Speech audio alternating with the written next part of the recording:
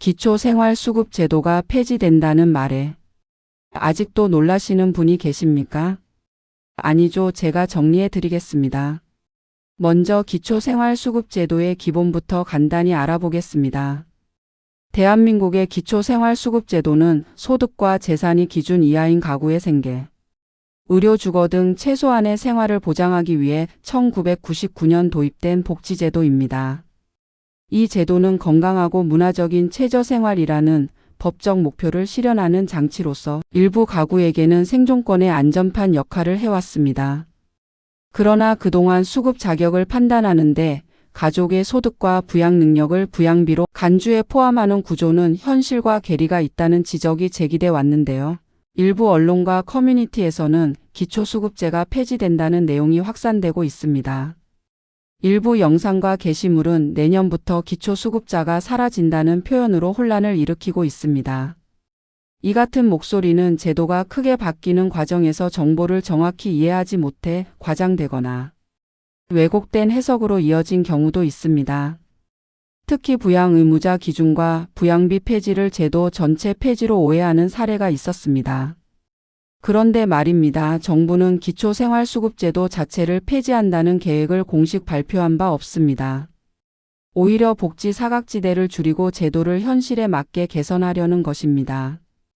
보건복지부는 내년 2026년부터 의료급여 제도에서 부양비를 폐지하는 내용을 포함한 복지제도 개선 계획을 발표했습니다.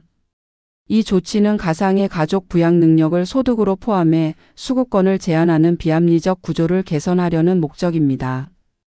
또한 기초생활보장제도 전반을 포함한 2026년 보건복지 정책 발표에서도 생계급여 인상, 긴급복지 확대 등 저소득층 지원 확대가 명시되어 있습니다.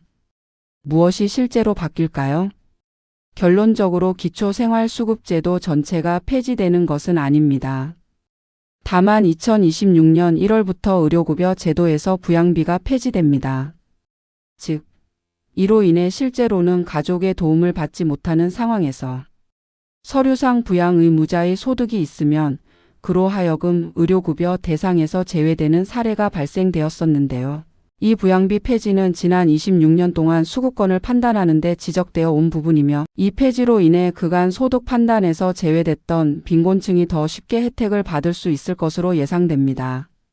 제도의 명칭 변경이나 기초생활수급자 자체의 소멸이 아니라 수급 자격 산정의 비합리적 요소를 제거하는 개편입니다.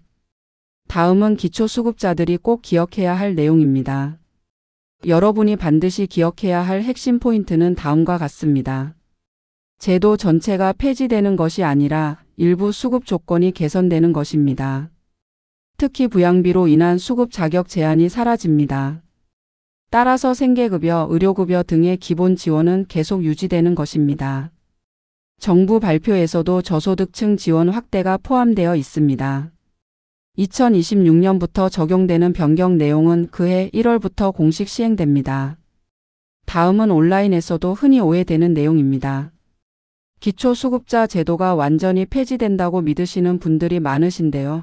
다시 한번 말씀드리지만 이는 사실이 아닙니다. 일부 온라인 콘텐츠가 과장한 해석입니다. 부양비 폐지와 부양 의무자 기준 폐지 혼동이 많은데요. 의료급여에서 부양비 폐지는 확정된 정책입니다. 과거 몇 년에 걸쳐 부양 의무자 기준 완화가 진행됐던 것과 별개의 항목임을 기억해야 합니다. 지원 금액 변화도 삭감이 아니라 현실 반영 방향이라고 보시면 됩니다.